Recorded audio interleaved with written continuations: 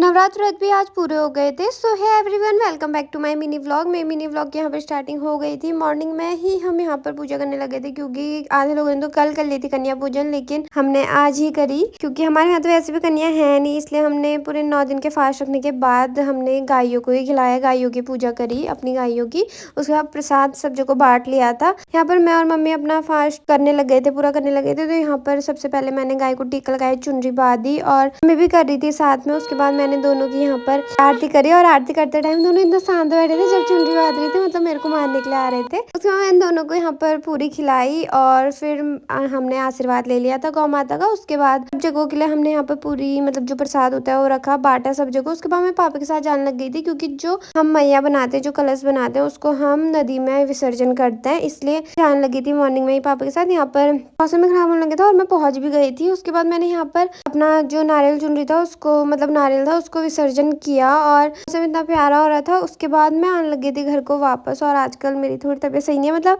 Eyes में कुछ हुआ है, इसलिए इसलिए मैं कैप पहन रही थी, वैसे नहीं पहनती हूँ कैप। मुझे यहाँ पे भाभी मिल गई थी, भाभी भी घर को आ रही थी, लेकिन थोड़ा सा मेरा काम था। और क्यूट सा बेबी मिला मुझे यहाँ पर। आपको लग रही है अच्छी? लगती है, लगती है, जानते हो? जानती जैसे तो लगी रही हो, जानती जैसे लगी रही हो। कहाँ देखा? देखा तो पता नहीं कहाँ देखा, पर पहचान नहीं पा रहा।